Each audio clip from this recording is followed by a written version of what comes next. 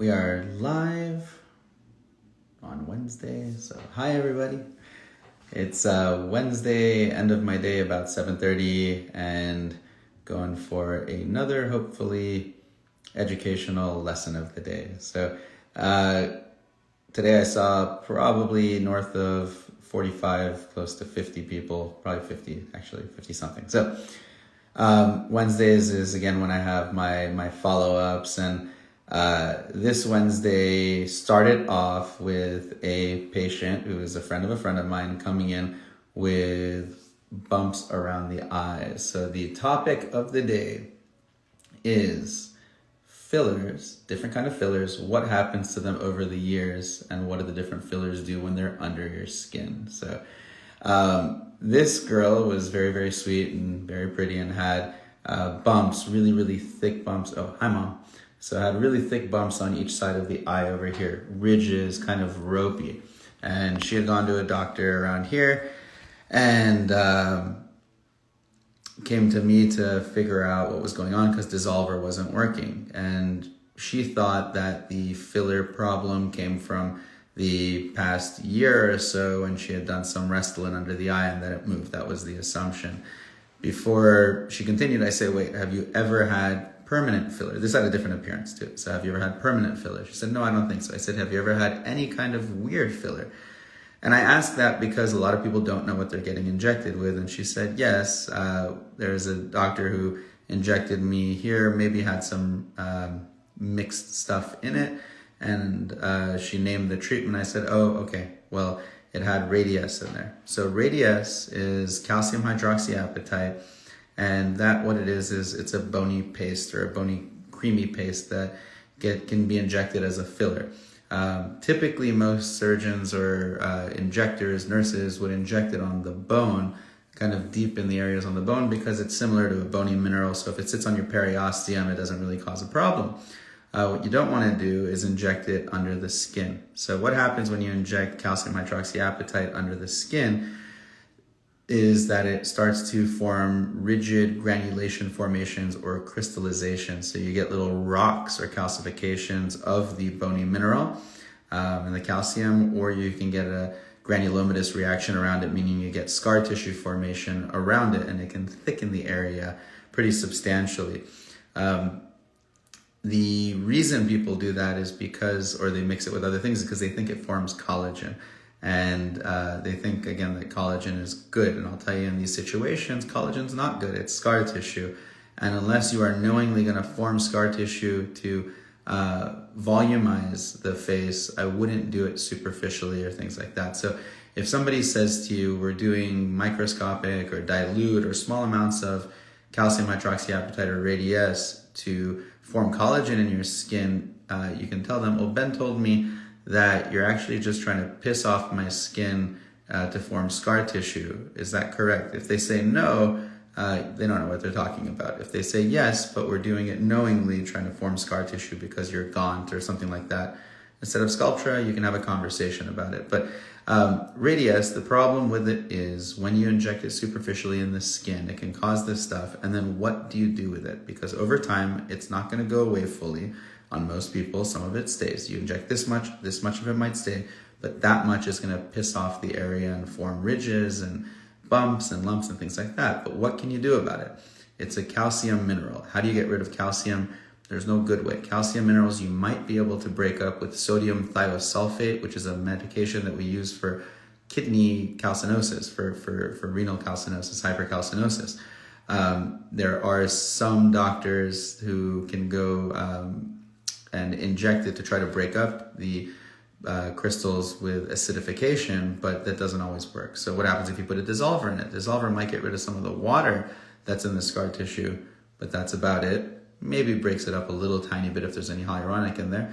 And then you can inject 5-FU, 5-fluorouracil. 5-fluorouracil is a chemotherapy medication that we use off-label to break up scar tissue, to cuts down DNA synthesis and decreases scar tissue formation in hypertrophic or thickened and contracted scars. So that's what I injected in this girl today, putting in 5-FU with a little bit of dissolver. What happens if it's injected under your eye, though? If you put Radiesse in the under eye in any form, even the tiniest bit, Even if you mix it with hyaluronic acid, it can cause a permanent deformity and permanent discoloration in the eye. So when I walked in the room and I saw her, the first thing I thought was, ooh, she's got discoloration in the under eye and something's going on there. So it's not a normal filler under the eye. So over time, in the under eye, it typically does not go away. It stays calcified and ends up causing permanent discoloration in the under eye. What happens to other fillers over the years is another question. So hyaluronic acid fillers like Restylane, Voluma, Volure, Volbella, Restylane, Define, Refine, all of them, you may inject it in the face, but you can't assume that it's going to stay like that forever. Your body tries to metabolize it, and in doing so, sometimes eats it up, sometimes just denatures it, and then it can form different cross-linking. It becomes a different kind of hyaluronic acid. So those kind of fillers can change their character over the years. They might go from one that's benign and doesn't cause any migration or edema to one that does migrate a little and cause edema. One of those things is Restylane. Even Restylane can do that if it lasts a long time in the under eye. Even though it's the best one for the under eye, it might come to the surface and cause problems. So fillers do change over time and they cause other issues, and they're not the original filler 10 years later. Silicone is not the same 10 years later in what it's doing. The first year or two that it's in there, it doesn't do anything. It just sits there and is pretty indolent and benign. But after 4 or 5 years, your body starts to try to eat it up and it realizes it can't. So it forms this inflammatory reaction or granulomatous reaction around it and forms a yellowish bed of scar tissue. So even though you injected this much silicone, later you can have this much scar tissue. So it can grow over time. Fat injections can do the same thing. So fat injections are typically considered benign because it's your own tissue. But if you take fat from here and put it up here, the body might say, I'm a little irritated with it. And it can actually grow over time, not from hormones, not from anything else, just from irritation and granulation formation. You can have fat plus granulation tissue.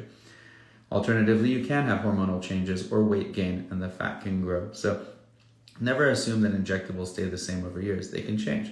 So you take that into account into your equation when you're thinking about how do I treat a face. It doesn't mean you don't do it. It just means you take it into account. You say every time if I inject this person, I'm going to assume that some of it's not going to go away. So next time they come back to you, you feel their under eye and you say, oh, I'm not feeling the bone as much this time, but I can inject a little bit. They come back a year later and you touch it and you say, you know what? I don't feel the bone at all. I'm not going to inject you. But they say you haven't done it for a year. And you tell them there's no way I can improve you at this point without making you worse. So there is a limit to what you do with fillers over time. The need for it typically becomes less and less. So people do reach a cap. Unless they're a super metabolizer and they get rid of everything every time, which is highly unlikely, most patients will reach a cap. At some point over a year, 2 years, 3 years, 4 years, there's a point where you cannot improve them anymore with filler. They're holding onto the filler and the shadows they're forming are not going to go away with filler anymore, and it just gets worse over time. The other thing that happens is patients come in and they say, doctor, why can't I smile? What happened to my smile? What's changed over time? And I look at their face and I explain to them that the reason for the smile changing over time can be from fillers in the lips, but it can also be from fillers in the under eye to the cheek. And the most common I actually see is those two, which is patients who are overfilled in the lateral cheek or have really irritating types of fillers, whether it's silicone, Bellafill, Artefill, or just too much Voluma, too much Radiesse, or Radiesse that's placed in the muscle. That's really bad. Those things inhibit the muscle contraction of what we call the zygomaticus complex, the zygomaticus minor, zygomaticus major. They cross all the way from here over the zygoma down towards the nasolabial fold. Anywhere along that path, if you have too much swelling around it, the muscle's not going to contract properly. The muscle is this thin. The zygomaticus muscle is maximum about 2 millimeters thick. It's a very, very thin muscle, and it traverses all the way over here. It's 2 millimeters thin over here. Over here it gets a little bit thicker because it overlaps and it has a little more thickness to it. But it's a very thin muscle, and putting filler around it can inhibit its motion. So you do have to be cautious how much filler you put. If you put it deep, it's less likely to intervene. If you have it deep and superficial, it's more likely to intervene. So those patients lose their smile over time, and when they smile, their mouth doesn't go up anymore. The other thing is it bunches up around the eye and it crowds their eye and makes it look deep. So adding filler over time can definitely change your smile. Dissolving it doesn't necessarily reverse that though. So If somebody has a clear abundance of filler and they're limited on smile, I dissolve them. I dissolve the shit out of them, and I put a ton of it over here, superficial to deep, because I'm not too worried about dissolving the lateral cheek. And I always do that first with a little bit in the under eye before I go here. I don't like dissolving here because it can be harmful. So here and here is pretty easy. Here and here you can cause some pretty bad deflation. So what I do here and here is I inject them first, dissolve, barely touch this area. I wait about a week or two, and then I see if their smile came back, and I see how it moves, and then you can identify if there's filler in here. Otherwise, you can't identify it unless you're using ultrasound and there's big collections in there. So we dissolve that, make it come back. The lip, easy thing. The lip, if you have excess filler that migrates above the vermilion, which goes up over here into the philtrum, it's going to cause an inhibition of orbicularis oris movement. The muscle can't move so well and it's stiff and it just kind of hangs there, which ages somebody more rapidly, which is another reason they can't smile over time. It's not just the collection of filler, it's that their muscle hasn't worked for a long time and it starts to elongate. The orbicularis muscle is a horizontal muscle that comes across your teeth and only works with flexion across the teeth. And if it's got edema in it, it's not going to be able to contract against the teeth and it just starts to hang down over time. You also have levators that can pull it up and can have a problem too, but it's mainly that. So filler in here in excess inhibits motion. If it migrates, it inhibits motion. Which are the ones that migrate? Most fillers, if you inject them on the vermilion border, will immediately go above the vermilion. We already know that. That's called, well, Dr. Harris calls that spread. I agree with him. That means you injected it there, even though you didn't know it. Most of them won't migrate much from that spot if it goes there. It'll maybe go about 1 to 2 millimeters, and that's it, but it can cause edema and lymphatic obstruction. Juvederm and the classy Juvederm XC can travel 10 millimeters. Silicone and silicone scarring can travel 20 millimeters. They can actually go 2 centimeters, so all the way up. It's pretty impressive. So those things do change over time. They can migrate over time. They can change character over time. I'd say to doctors, when you're looking at patients who come in repeatedly, realize that filler is not forever. You don't keep filling people. Unless you've never filled them in a certain spot, fine. But you can't have them come back over and over again and say, I'm going to keep filling you, it keeps going away. It doesn't. Residue stays, and at some point you reach a cap. So at some point you are going to get to, a patient who comes in and you say no to them. You say, no, I don't want to fill you anymore. And they say, why? You do it every time. You say, well, right now I don't see a place I can fill without making you worse.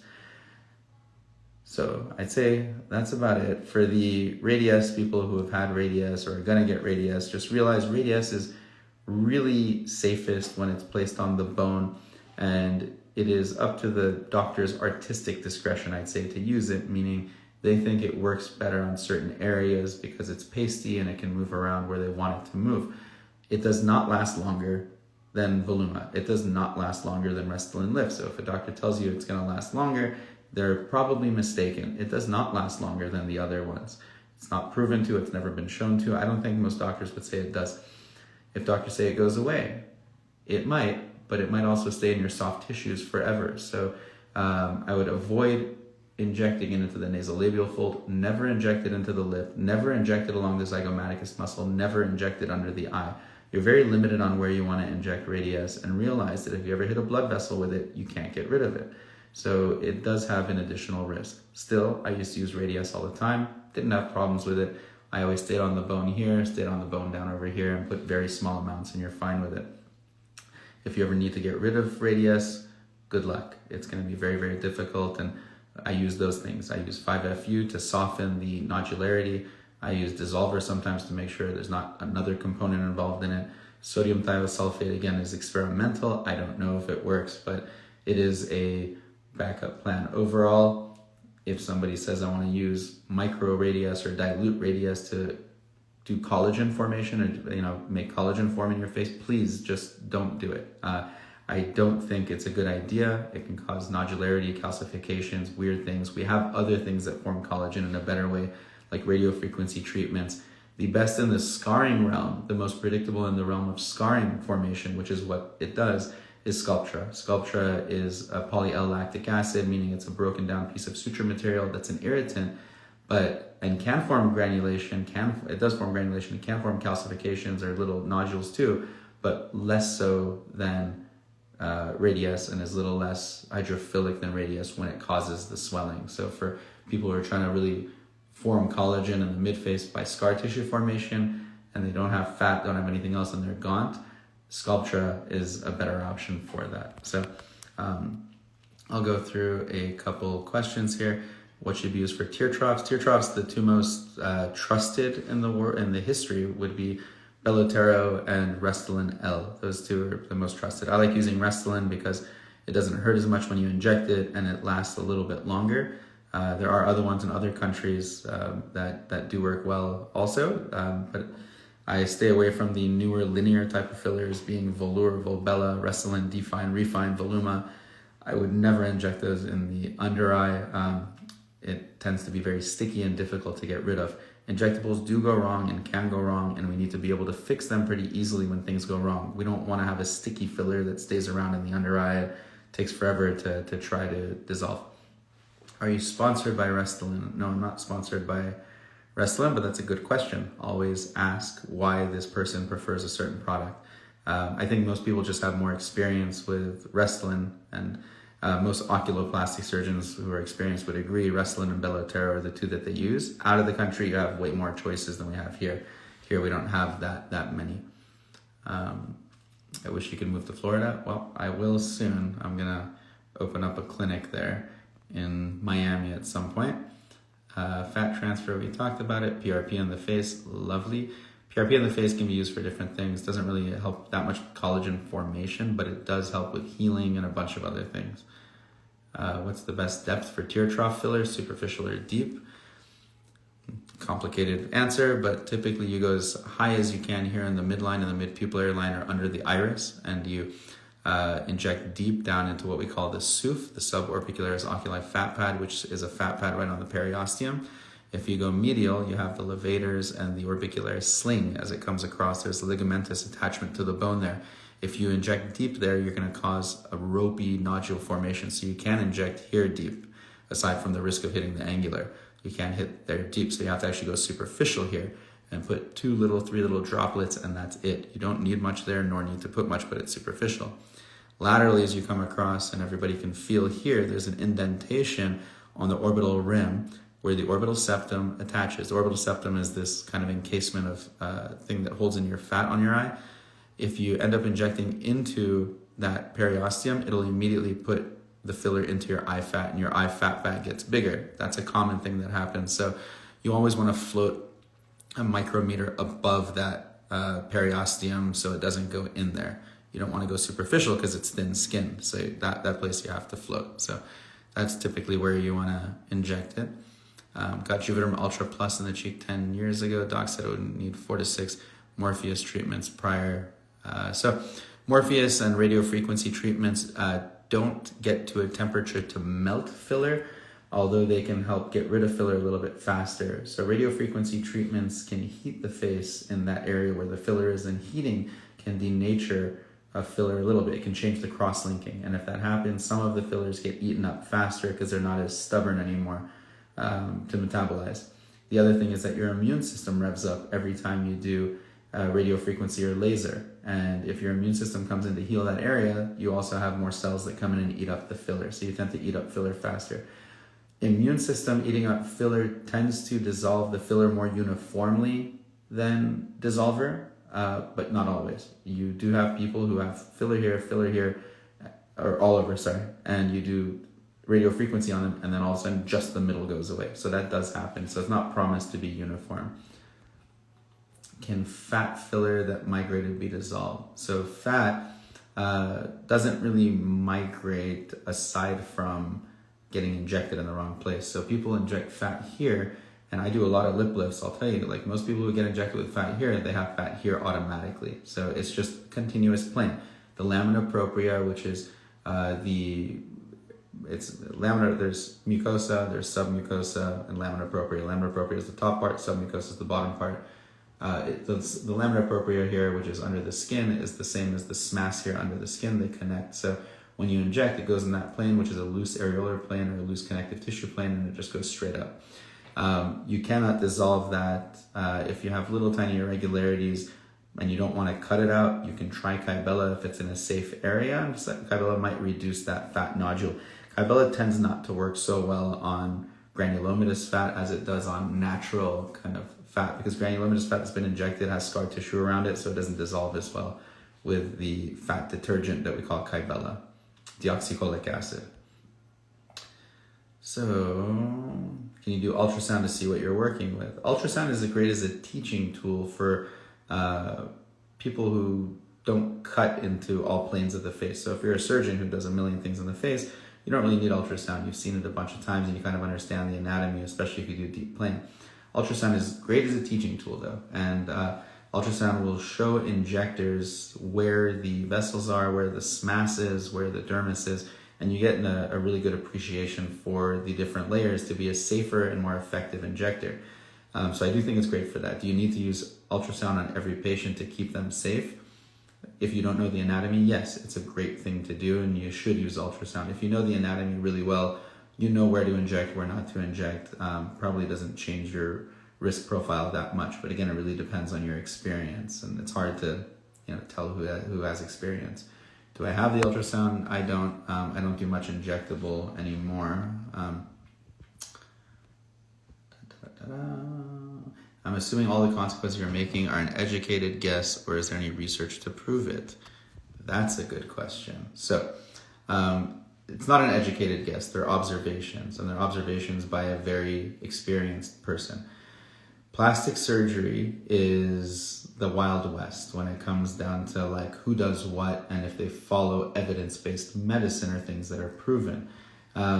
People think that makes it risky or dangerous. The issues that go on with plastic surgery is that too many people actually only listen to evidence-based medicine, and it sounds crazy, but that's realistically the case. They don't just look at things and try to understand things. They wait for a study to come out that says, an ultrasound showed me that this thing happens or doesn't happen, and now I believe it and don't believe it. And the research could be total shit. It could be very, very good, but they wait for that rather than going based on experience, clinical experience, and watching people and understanding things. So I see that dissolvers react differently in different areas of the face, and I've experienced it and I've seen it. And I've seen it thousands of times, and I have enough experience to be the person who says, trust me, this is happening. I know what the natural thickness of SMAS is in the face.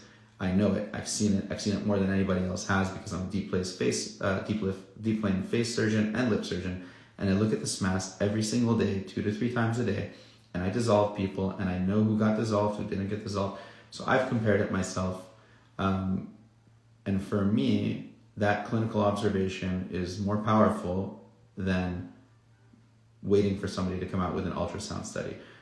The more effective, I'd say the more important place we see this is in facelifting and surgeries, where people argue about which is better, SMAS plication or deep plane, SMAS plication or deep plane. Well, they did a split face study, research study, that showed no difference. There's so many things wrong with that study that, well, the people who believe it don't understand deep plane anyways, but there's so many things wrong with that study that the research that exists is guiding people in the wrong direction versus having common sense and looking at photos of deep planes, of extended deep planes, and saying, wow, the photos are better. So clinically, you look at it and you see a better result. And you see a better result all the time by a credible person. That's really what should guide plastic surgery and plastic surgeons.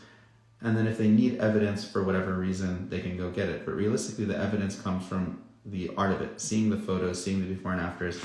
Well, overall, plastic surgery is very tricky. Sometimes you do have to be guided by the artistic result. Sometimes you have to follow the research. So I have no answer for you on that one. It's complicated. All right, is buccal fat too grainy for the under eyes? No, buccal fat is a beautiful thing to put in the under eyes. Buccal fat histologically is actually very, very, very similar. And it's the most similar to the orbital fat. So the orbital fat that you have there, which is giant kind of smooth lobules of fat and bigger fat cells with less reticular stranding and I'd say like fibrous stuff around it, is the most similar to buccal fat. Some people do have the same kind of fat down in the submentum that comes from the floor of mouth and is around the submandibular glands and the digastrix as well. But those are the 3 places that you have that kind of fat. So I do love taking buccal fat from here and putting it here. I've never had any kind of nodule formation or anything like that from it. And I do a fair amount of it. I haven't done thousands, but I've done probably 100 and I haven't had any issues with it. So it's really, really nice.